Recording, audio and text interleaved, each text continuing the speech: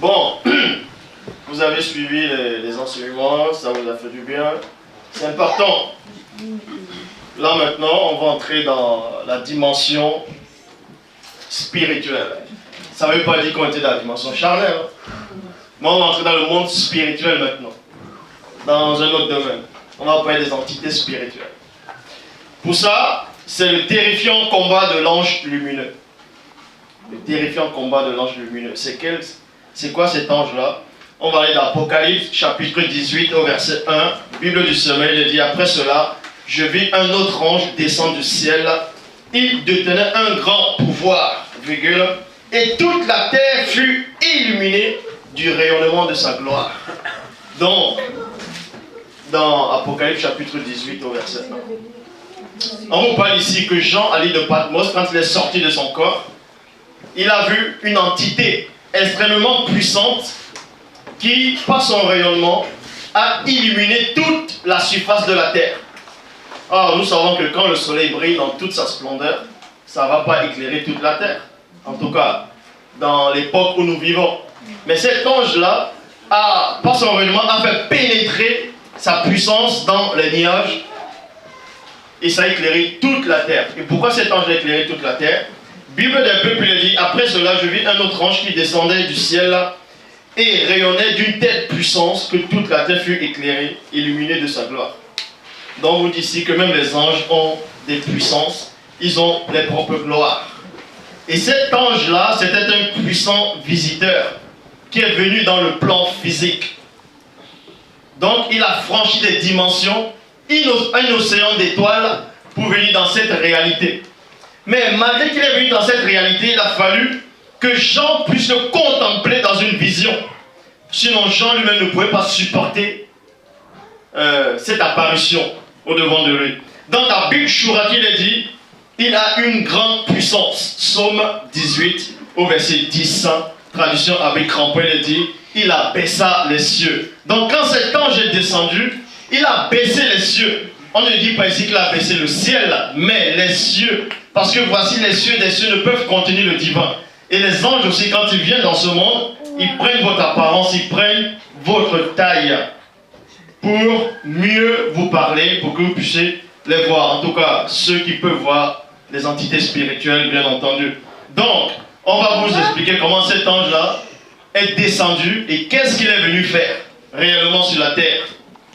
Donc, je repars dans Apocalypse chapitre 18 au verset 1, Bible des peuples. Après cela, je vis un ange qui descendait du ciel et rayonnait d'une telle puissance que toute la terre fut illuminée de sa gloire. Psaume 18 au verset 10. Il abaissa les cieux et descendit. Une sombre nuée plutôt était sous ses pieds. On vous montre comment ça descend. En gros, il n'a pas connu le déploiement. Il est juste descendu. Et Ésaïe chapitre 60 au verset 1, lu second 1910. Lève-toi et sois éclairé car ta lumière arrive et la gloire de l'Oba se lève sur toi. Donc, cet ange-là est venu pour délivrer le peuple qui était plongé dans les ténèbres, dans l'obscurité. C'est pour ça qu'on vous dit ici dans Ésaïe chapitre 60 verset 1, lève-toi, sois éclairé car ta lumière arrive. Cet ange-là descendait déjà parce que pour libérer quelqu'un des ténèbres, il faut déjà que toi, premièrement, tu puisses dominer les ténèbres, que tu puisses être lumière. Parce que les ténèbres ne vont pas délivrer celui qui est dans les ténèbres.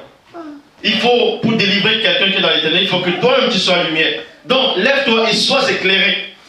Donc, quand cet ange-là descendait, il s'adressait déjà à ceux qui étaient initiés, à ceux qui étaient connectés déjà, à ceux qui subissaient déjà le joug du jadis. Et sois éclairé car ta lumière arrive. Pendant que cet ange-là descend, il a fallu que ceux qui sont d'abord initiés puissent voir d'abord cet ange-là. C'est pour ça que l'ange a été vu par Jean.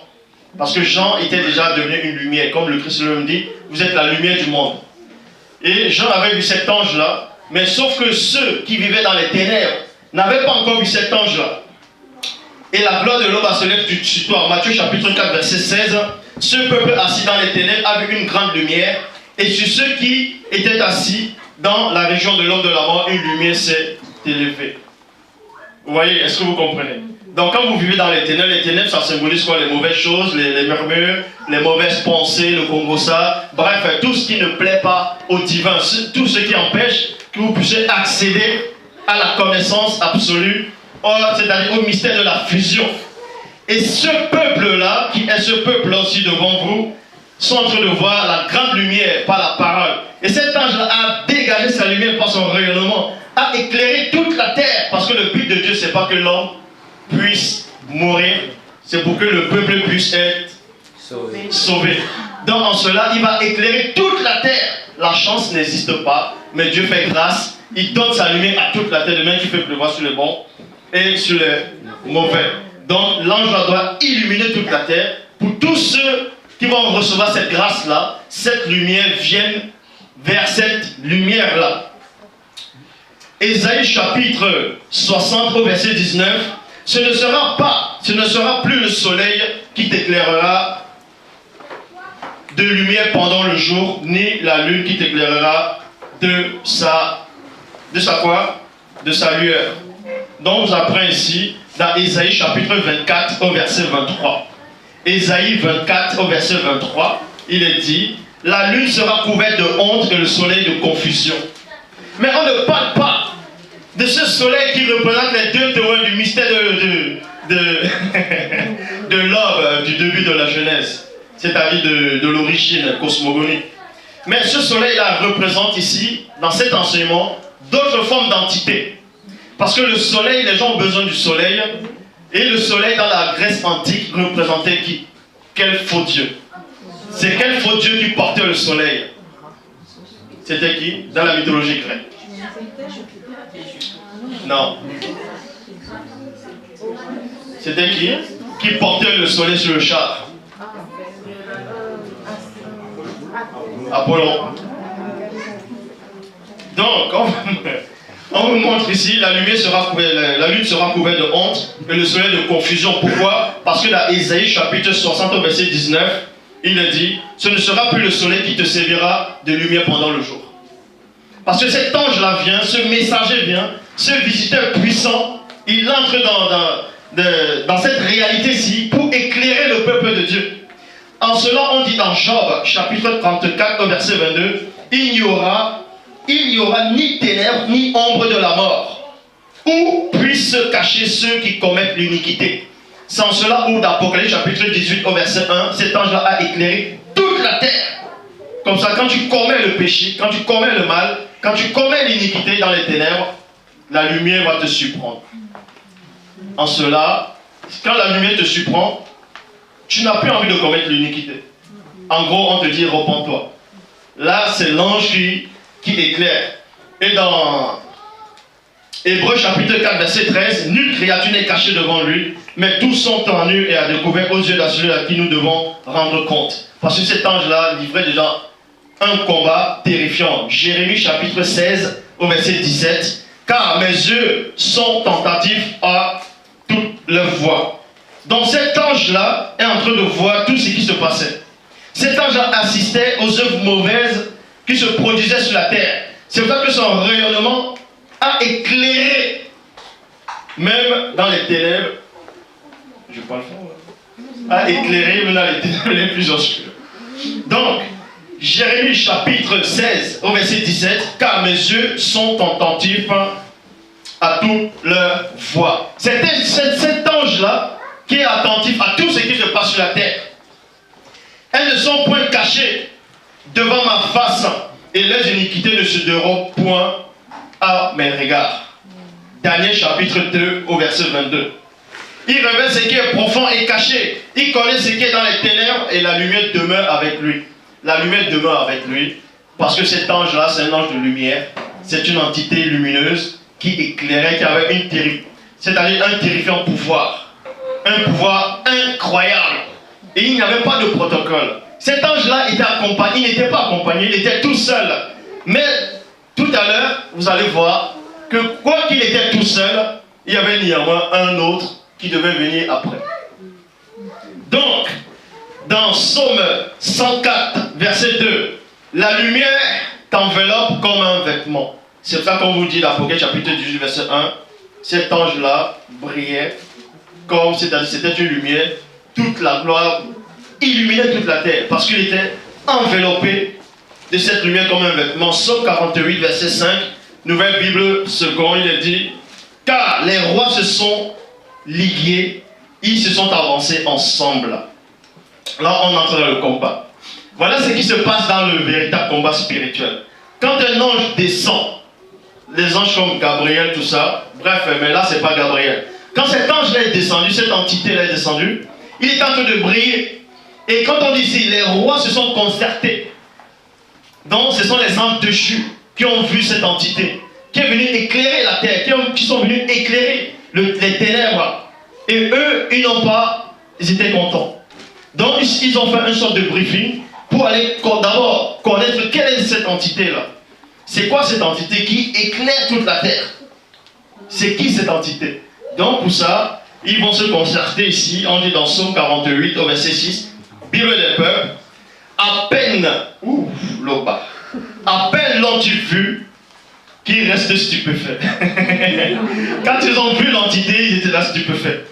La bataille n'a même pas commencé. Ils ont pris panique. Ils s'enfuient. Psaume 48, verset 7, Bible seconde 21. Un tremblement, Psaume 48 au verset 7, Bible seconde 21. Un tremblement s'est emparé de sur place. Un tremblement s'est emparé de sur place. Virgule, comme la douleur s'empare d'une femme qui accouche. Apocalypse chapitre 20 au verset 1. Parce que cet ange-là a, en gros, puisqu'on vous dit dans Psaume 119, 105, ta parole est une lampe à mes pieds et un flambeau sur mon passage.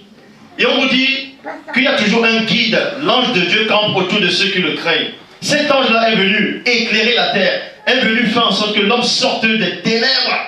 Et derrière, quand il a fini sa mission, les entités de ceux qui travaillent avec Satan, quand ils ont vu l'ange lumineux, derrière, ils ont vu une autre entité qui est venue après. C'est en cela on va à l'Apocalypse chapitre 20 au verset 1, qui dit, après cela, je vis descendre du ciel un ange qui avait la clé de l'abîme et une grande chaîne dans sa main.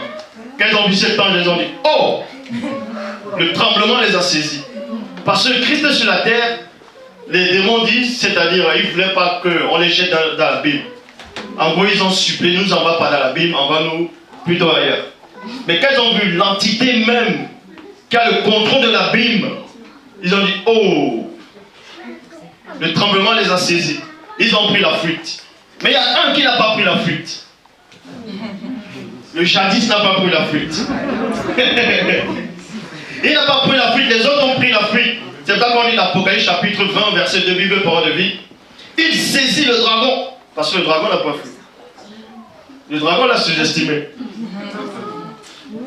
Parce qu'il a dit, je frapperai le berger, les brebis seront dispersées. Et vu que Satan ne veut pas, il veut rester en tant que berger dans son truc pour ne pas fuir. Mais sauf que ces brebis ont pris la fuite et ils ont le choc maintenant. Il saisit le grand dragon, le serpent ancien qui est le diable et Satan et l'enchaînant pour 1000 ans. Verset 3, Bible seconde 21. Et le jeta dans l'abîme, il ferma et c'est là l'entrée de dessus de lui, pour qu'il n'égare plus les nations jusqu'à ce que les 1000 ans soient accomplis. Après cela, il faut qu'il soit relâché un peu de temps. Apocalypse chapitre 9 au verset 11, il est dit, elles ont comme roi l'ange de l'abîme. Il se nomme en hébreu abandon et en grec Apollyon, c'est-à-dire le destructeur. Cet ange-là est connu sous le nom du destructeur. Parce qu'il y a plusieurs destructeurs. Mais lui était spécial. Il était spécial. Traduction Abbé Filion, il a dit, elle avait pour roi au-dessus d'elle l'ange de l'abîme appelé en hébreu abandon et en grec Apollyon et en latin l'exterminateur. Donc son rôle c'était d'exterminer, éradiquer les ténèbres. Donc prendre les gens, les mettre dans la Bible. Et quand les autres anges ont vu ça, ils ont pris la fuite. Ils n'ont pas essayé de dire, attends, il vient de... Non, non. Ils ont pris la fuite d'un coup. Donc, Apocalypse chapitre 9, comme je lis, Apocalypse chapitre 9 au verset 1, traduction écuménique de la Bible, il dit, le cinquième ange fit sonner la trompette. Le cinquième ange fit sonner de la trompette, je vis une étoile précipitée. Bon, dans d'autres versions qui étaient mal traduites, on vous dit qu'il y a une étoile qui est tombée du ciel. Elle est tombée sur la terre, on lui a donné la clé de la Bible. Déjà, ça ne tient pas la route. depuis quand une étoile va tomber, c'est synonyme de chute. Si tu chutes, on ne va pas te donner les clés de la Bible. Puisque dans la Bible, on sait que ce sont les anges de chute qu'on a mis dans la Bible. Vous voyez cela dans le livre de Jude. Bon. Le cinquième ange sonna de la trompette et je vis une étoile précipitée. Certains souvent disent, mais précipiter, ça veut aussi dire tomber. Mais sauf que précipiter, ça veut aussi dire plonger. Faire quelque chose à la hâte. Parce que cet ange-là est descendu avec une vitesse, une fraction de seconde, du ciel sur la terre, et il lui fut donné la clé du puits de l'abîme. Verset 2, Bible en français courant, l'étoile ouvrit, le puits et il en monta une fumée semblable à celle d'une fournaise, le soleil et l'air furent obscurcis par cette fumée. Pourquoi le soleil et l'air ont été obscurcis par cette fumée?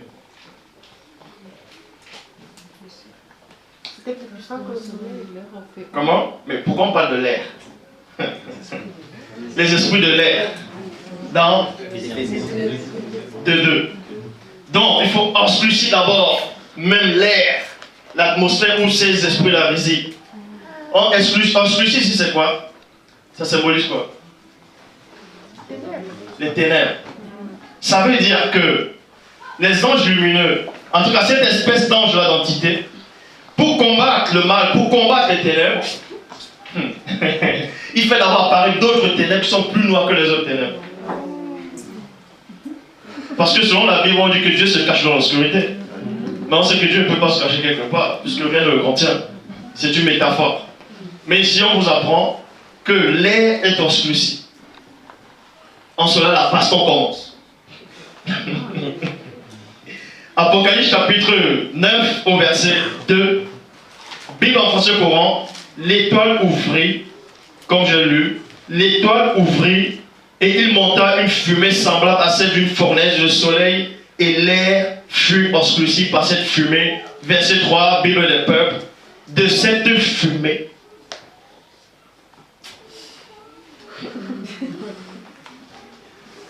De cette fumée, là ça se passe maintenant dans l'obscurité. Mais Jean voyait, parce que il voyait avec les yeux de son esprit. Et parce que le Saint-Esprit a permis qu'il puisse voir. Et là ça se passait dans les ténèbres, dans l'obscurité. Pour vous montrer que Dieu ne rigole pas. Ça veut dire que les démons ou les anges de Jude peuvent avoir un aspect, c'est-à-dire les démons sont des monstres. Ils ont plusieurs aspects. Maintenant, dans le monde spirituel, il y a aussi des aspects plus effrayants que les démons, mais qui ne sont pas des mauvais. Écoutez la révélation. De cette fumée sortaient des sauterelles qui se répandent sur la terre, aussi dangereuses que les scorpions de la terre.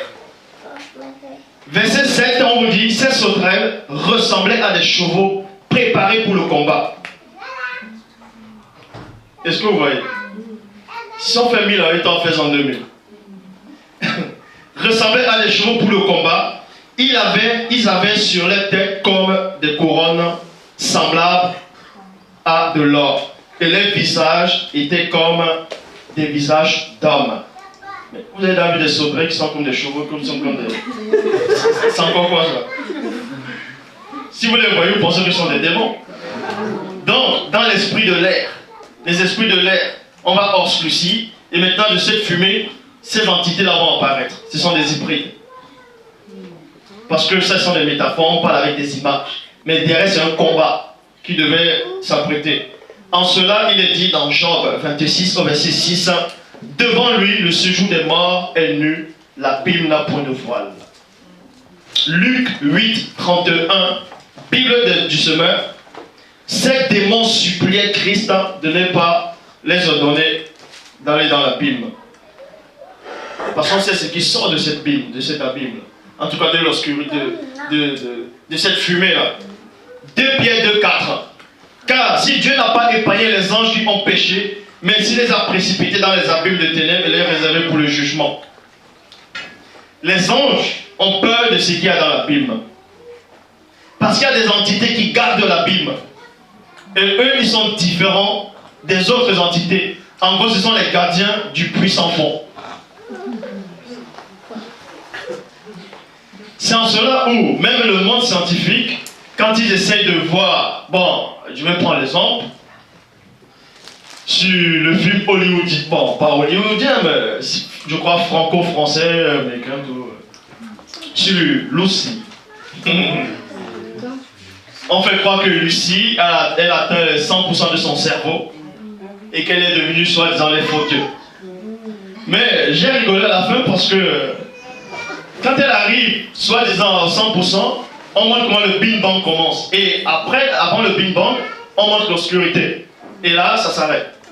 Ils ne peuvent pas savoir ce qu'il y a après l'obscurité.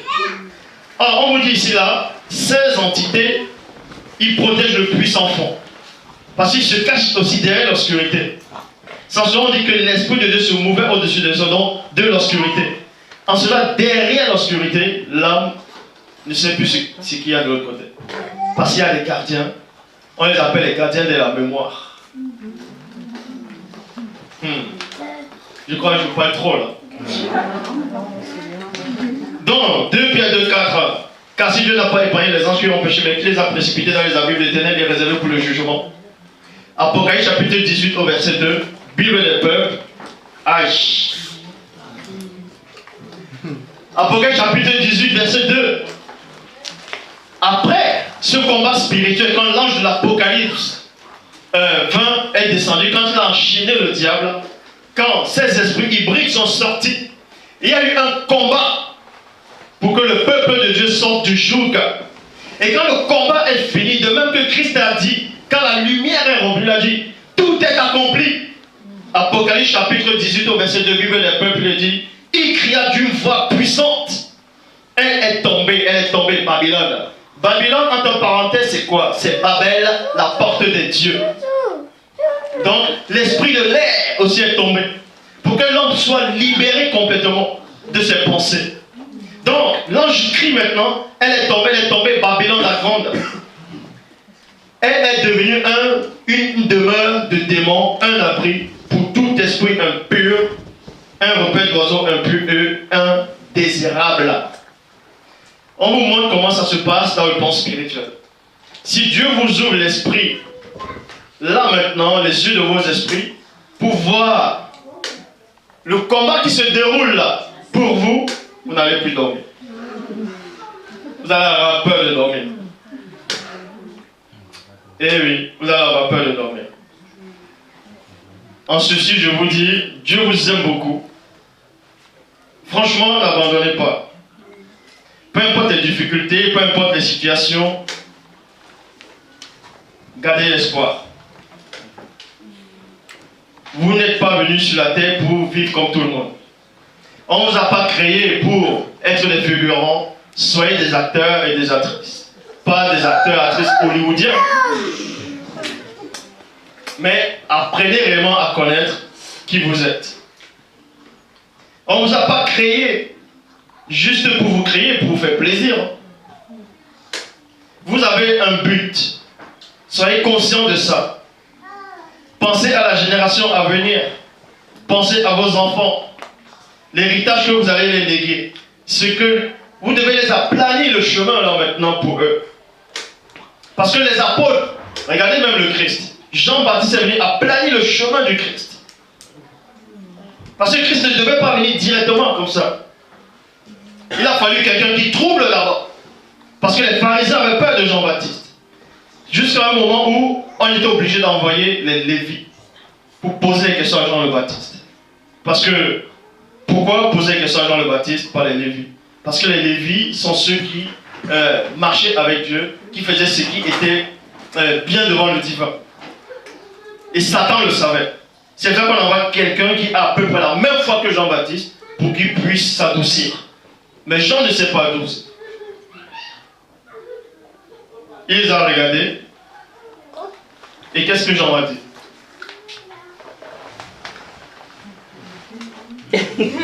Néanmoins, par courtoisie, il a répondu, je ne suis pas le prophète, je ne suis pas Élie, je ne suis pas... Il a néanmoins prononcé un passage. Donc, allez les dire ça. vous, parce que vous êtes des Lévis, mais faites gaffe. je vous respecte en tant que Lévi. Mais si c'est d'autres personnes, n'allez même pas les répondre. Donc, franchement, bon, bref. Aimer réellement Dieu. C'est important d'aimer Dieu. C'est vraiment important. Arrêtez la guerre, arrêtez les murmures, arrêtez tout ça. Ça ne sert à rien. Ce sont des distractions. Franchement, ça ne sert à rien. Vous ne savez pas quand est-ce que vous avez quitté ce monde. On vous a tellement menti, on vous a fait croire que vous allez mourir. Vous allez aller au purgatoire. Le purgatoire, vous allez attendre là-bas. Mais non. Il est réservé aux hommes de mourir une seule fois après quand vient le jugement. N'ayez pas peur du jugement. Ayez plutôt peur d'atterrir devant celui qui doit arriver avec les habits sales. Aimez réellement Dieu, car Dieu vous aime. Donc, pour l'amour qu'il a pour vous, respectez au moins ça. Redonnez-lui ça. Aimez Dieu, non pas, allez vers Dieu, non pas parce que il va vous donner une récompense. Il ne faut pas servir Dieu parce que vous voulez une récompense. Dieu, c'est déjà la récompense. C'est la parole que vous écoutez, c'est déjà une récompense. Aimez Dieu sincèrement. Si vous avez des problèmes, des difficultés, il y a déjà un programme. Regardez même dans les fausses églises. Ils vont à l'église quand presque que tous les dimanches. D'autres vont péter les nuits de prière, tout ça. Mais là, il y a un programme qui est en route, c'est tous les jours. À part samedi et dimanche. Alors, vous n'êtes pas gâtés comme ça? Aimez réellement Dieu. Aimez réellement Dieu. Aimez Dieu. Si vous voulez atteindre la perfection. Quelqu'un comme Doumsé c'est qui? C'est Enoch. Ça veut dire initié. Pour qu'il ne puisse pas goûter au raisin de la mort, c'est parce qu'il aimait vraiment Dieu. Il voulait connaître Dieu. Il voulait réellement le connaître. Non pas connaître Dieu, tu dis, ah mais c'est qui Dieu? Non. Il voulait le connaître parce qu'il a vu la création, il a dit, c'est beau. Ah, celui qui a créé ça, j'ai envie de le voir parce qu'il m'a donné l'être, le mouvement. Il m'a donné le choix, le libre arbitre. Pour ça, même si je ne le vois pas, je veux, à cause de lui, je vais éviter le péché. Et Christ aussi a dit à ses apôtres, en tout cas par la prière au Père, je me sanctifie moi-même pour eux. Donc, à cause de vos enfants qui vont arriver, sanctifiez-vous. J'en ai terminé. Ainsi soit-il.